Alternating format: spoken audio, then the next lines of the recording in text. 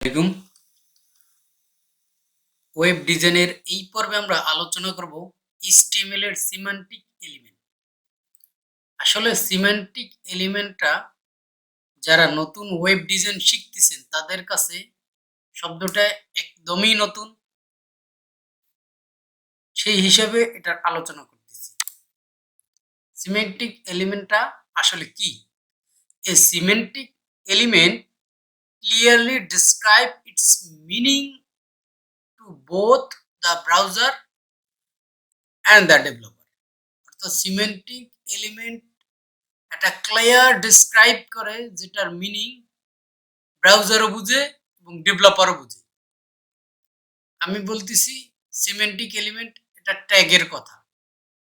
Sorry, semantic element একটা tag না, অনেকগুলো ট্যাগ। এই যে এখানে দেখুন, এখানে আমি একটা ওয়েব স্ট্রাকচার করে রেখেছি। ওয়েবসাইটটা কিভাবে তৈরি হয় সেটার একটা ওয়েব স্ট্রাকচার। দেখুন এই হেডার, উপরে দেখুন হেডার লেখা আছে। হেডার ট্যাগটা দ্বারা আমরা বুঝতে পারতেছি এটা হেড অর্থাৎ উপরের কোনো কিছু, ওয়েবসাইটের উপরের যে কোনো একটা কিছু বোঝায়। Then nav that means navigation. Navigation দ্বারা বোঝা যায় আমাদের যে মেনু, এক জায়গায় ক্লিক করলে অন্য জায়গায় যায়, অন্য পেজে চলে যায়, অন্য একটা ইনফরমেশন দেখায়। এটা নেভ দ্বারা নেভিগেশনটা বোঝায়। অর্থাৎ আমরা বলেছি যে সিমেন্টিক এলিমেন্ট এমনগুলো এলিমেন্ট যার দ্বারা যেই কাজটা হবে সে তার পুরোপুরি মিনিংটা বোঝায়। অর্থাৎ এই ট্যাগটা দ্বারা, এই এলিমেন্টটা দ্বারা কি কাজ হবে সেটা বোঝায়। দেন সেকশন, আমাদের হলো ওয়েবসাইটে বিভিন্ন সেকশন করা থাকে, এটা এই সেকশন, এটা এই সেকশন। আর্টিকেলস, এটা মানে তো আপনারা বুঝেনি। আর্টিকেলস দ্যাট মিন্স একটা টাইটেল থাকে, কিছু ডেসক্রিপশন থাকে, আরো আদার একটা ইমেজও থাকতে পারে। দেন ডান পাশে আছে সেটা হলো অ্যাসাইড। অ্যাসাইড দ্যাট মিন্স আমাদের ওই সাইড বার, অনেক সময় দেখবেন যে ওয়েবসাইটের এক দিক থেকে হয়তো কোনো মেনু থাকে, নয়তো কোনো লেখা থাকে, কোনো কন্টেন্ট থাকে, আলাদা যেই কোনো এক সাইডে থাকে। সেটা আমি এখানে রাইট সাইডে লিখে রেখেছি, বাট এটা লেফট সাইডেও থাকতে পারে, কোনো প্রবলেম নেই। দেন সর্বশেষ আমি যেটা লিখে রেখেছি সেটা হলো ফুটার। ফুটার দ্বারা আমি বুঝতেছি বা আপনিও বুঝতেছেন যে সর্বনিম্নের, ওয়েবসাইটের সর্বশেষের যেই তথ্যগুলো থাকে এটা এখানে থাকবে। এইটাই মূলত HTML সিমেন্টিক এলিমেন্টের মিনিং বহন করে। অর্থাৎ এই ট্যাগগুলাই এটার কাজ বলে দেবে। এরকম HTML সিমেন্টিক এলিমেন্ট এবং নন সিমেন্টিক এলিমেন্ট, দুই ধরনের এলিমেন্ট আমাদের আছে, আমরা ব্যবহার করব। সিমেন্টিক এলিমেন্ট তো আমি বলেই দিলাম যে এটার ট্যাগ দেখেই বোঝা যাবে যে এটার কাজ কি। আর নন সিমেন্টিক এলিমেন্ট, এটা আমরা ট্যাগ দেখে বুঝতে পারবো না এটার কাজ কি। এটা বিভিন্ন বহুল কাজে ব্যবহৃত হবে। এটা নির্দিষ্ট কোনো বলা ধরা নাই যে এই কাজের জন্য ব্যবহার হবে। সিমেন্টিক এলিমেন্টের কয়েকটা এলিমেন্ট আমি লিখে রেখেছি, তার মধ্যে হলো হেডার, নেভ, এখানে আপনারা বাম পাশে যেটা দেখতে পাচ্ছেন মেইন, এটা একটা এলিমেন্ট যেটা মেইন সেকশনটা বোঝায়। দেন সেকশনটা সম্পর্কে একটু বলেছি। আর্টিকেল, অ্যাসাইড, ফুটার। ও অ্যাসাইডটা আমি দুইবার লিখেছি, আচ্ছা কোনো প্রবলেম নাই। অ্যাসাইডটা আমাদের সাইটের যে কোনো একটা সেকশন বোঝা যায়। এবং এর সাথে আমাদের নন সিমেন্টিক এলিমেন্ট যার কোনো মিনিং আমরা বুঝতে পারি না, যেমন ডিপ দ্যাট মিন্স আপনারা ভাগ তো বুঝেন, ভাগ আমাদের ডিভিশন। এই ডিভিশনের একটা শর্টকাট ফর্ম এখানে ওয়েবে চলে আসছে, ডিপ। অর্থাৎ ওয়েবসাইটকে বিভিন্ন ভাগে ভাগ করে, আর এটা নির্দিষ্ট কোনো কাজ না, আপনি যেই কোনো কাজে এটা ব্যবহার করতে পারেন এই ডিভিশনটাকে। এবং স্প্যান, এটারও নির্দিষ্ট কোনো কাজ নাই, আপনি যখন দরকার হবে এটাকে ব্যবহার করতে পারেন। যেমন আপনি যদি চান যে আপনার এই আর্টিকেলে আপনি ডিপটা ব্যবহার করতে পারবেন, কোনো প্রবলেম নেই। অর্থাৎ এটা নির্দিষ্ট কোনো মিনিং বহন করে না। তো এটা আমরা সিমেন্টিক এলিমেন্ট সম্পর্কে থিওরিক্যাল বিষয়টা নিয়ে একটু আলোচনা করলাম। সাথে আমি এই সিমেন্টিক এলিমেন্টের একটু প্র্যাকটিক্যালও করতে চাচ্ছি, যেহেতু আমরা বিগিনারদের প্র্যাকটিক্যাল না করলে ওটা মাথার মধ্যে ভালোভাবে ক্যাচ করতে পারে না, সাবকনসিয়াস মাইন্ডে ওটা সেট হয় না। চলুন প্র্যাকটিক্যালি আমরা কি কি করব। HTML সিমেন্টিক এলিমেন্ট এর মধ্যে আমরা একটা দেখেছি হেডার একটা এলিমেন্ট। হেডার দ্বারা আমাদের কি বোঝা যায় সেটা তো আমরা দেখেই নিয়েছি ওখানে প্র্যাকটিক্যাল একটা ইমেজের মধ্যে। এখানে একটু ছোট্ট একটু ডিসক্রিপশন লিখে রেখেছি যে আমাদের এই header element represent a contain of introductory content or set A navigational link. অর্থাৎ আমাদের হেডার এলিমেন্ট উপরে দেখবেন এভরি ওয়েবসাইট বললে ভুল হবে না, কারণ প্রত্যেক বলতে ম্যাক্সিমাম ওয়েবসাইটেরই উপরের দিকে হেডার সেকশনে সাধারণত নেভিগেশন বারটা থাকে, লিঙ্কগুলো ওখানেই থাকে, ওখানে মেনুগুলো থাকে, এবং হেডারের মধ্যে আর যেটা থাকে সেটা হলো লোগো থাকে। তো আমরা হেডার এবং নেভিগেশন এই দুইটা একসাথে আলোচনা করব আজকে। এখানে দেখুন নেভিগেশন সম্পর্কে ছোট্ট একটা লাইন লিখে রেখেছি, দেখুন এই সেম উপরের লাইনটাই অনেকটা মিনিং বহন করে। The nav tag define a set of navigation link, অর্থাৎ এর মধ্যে আমরা নেভিগেশন লিঙ্কগুলো ব্যবহার করতে পারি। তো একটু সিনট্যাক্সটা দেখে নিই যে আমাদের এই দেখুন হেডারের সিনট্যাক্সের মধ্যে আমি হেডারের যে উপরের অংশটা ওটার মধ্যে আমি DQ, that means quick development, আমার ইউটিউব চ্যানেলের একটা বুঝাতে চেয়েছি, এবং উপরে আর একটা জিনিস রাখবো সেটা হলো সার্চ বার। আমরা আজকে ওয়েবসাইটের জন্য একটু কাজ করব, কিছু একটা মজার করতে চাচ্ছি, আপনারা ধৈর্য ধরে থাকুন। এবং সাথে আমি এই যে কয়েকটা মেনুর নাম লিখে রেখেছি, যে navigation, home, service, portfolio, about, contact, এই কয়েকটা মেনু আমি লিখে একটু প্র্যাকটিক্যাল করার চেষ্টা করব। ভিডিওটা একটু বড় হতে পারে, ধৈর্য ধরে দেখতে থাকুন। তো আমি নতুন একটা ব্রাঞ্চ ক্রিয়েট করে রেখেছি। এখন আমি কোড এডিটরে আমাদের প্রজেক্টটা ওপেন করব। আমার এখানে যা যেই রকম আছে পড়ে থাক, কোনো ব্যাপার না। নতুন ভাবে আমি একটা HTML ফাইল ক্রিয়েট করব, semantic.html। ওকে, আমাদের যেটা করতে হবে, ফার্স্ট এক্সক্লামেটরি সাইন দিয়ে আমাদের ওয়েবসাইটের স্ট্রাকচারটা ক্রিয়েট করে নিতে হবে, যে HTML semantic elements। ওকে, হয়ে গেল আমাদের ওয়েবসাইটের স্ট্রাকচার। আমি যেটা বলেছি সেটা হলো প্রথমে আমাদের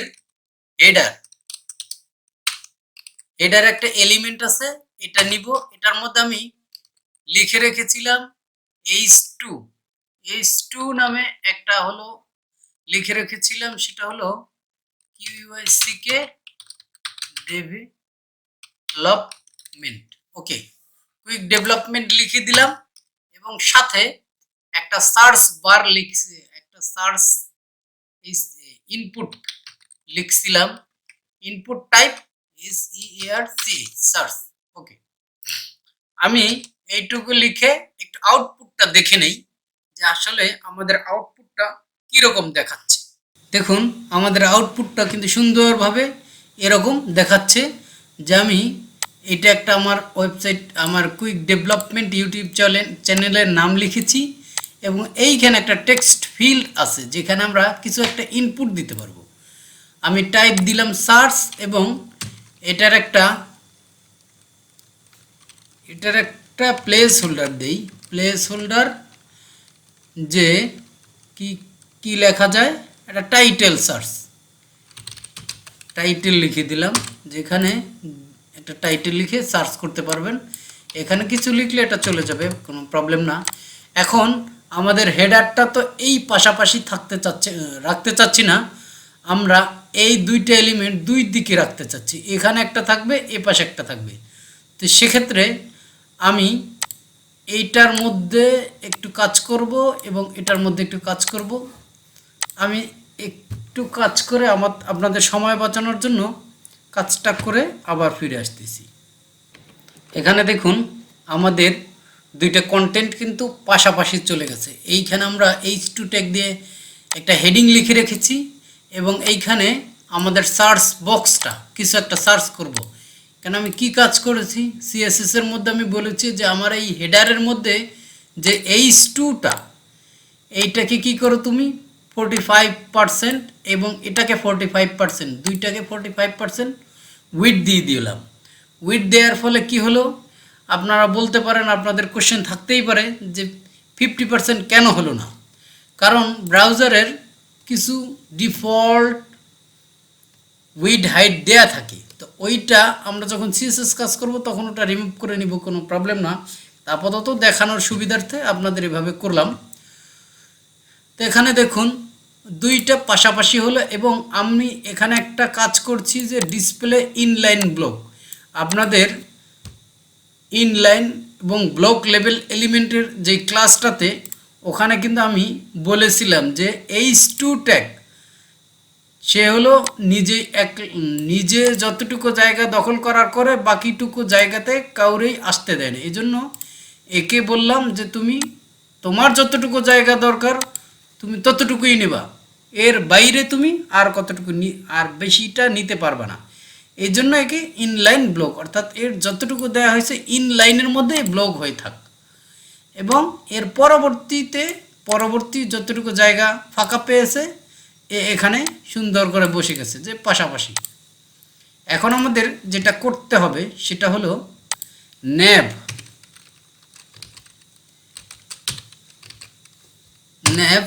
লিঙ্কগুলো আমি লিখে নেই। ওকে, দেখুন আমি ওই স্লাইডের মতোই এটা করে রেখেছি। এই অ্যাট্রিবিউটটা হলো অ্যাঙ্কর ট্যাগের থাকে, এই হিসেবে এই অ্যাট্রিবিউটটা দিয়ে দিলাম। এখানে স্ল্যাশ মানে রুট, আমাদের যেই রুট ইউআরএল যেখানে আমাদের শুরু হবে সেখানে। এখানে দেখুন সুন্দরভাবে মেনু আকৃতির কিন্তু হয়ে গেছে। এখানে আমাদের যে ক্লিক করলে রুটে চলে যাচ্ছে, এটা আমরা চাচ্ছি না। আচ্ছা হোক, এইখানে এইভাবে দেয়া যাবে না, কারণ আমাদের তো এইখানে যে এই ইন্ডেক্স ফাইলটা রুট, এই জন্য এখানে চলে যাচ্ছে। আমরা এখানে হ্যাশ দিয়ে দিলাম যে এই লিঙ্কটা আপাতত কাজ করার দরকার নেই, তোমাকে যেখানে রাখা হয়েছে তুমি ভদ্র বাচ্চার মতো সেখানেই থাকো, নড়াচড়া করবে না। তো দেখুন এ ভদ্র বাচ্চা, একে হলো এখন বলে দিলাম, এ কিন্তু আর নড়াচড়া করতেছে না।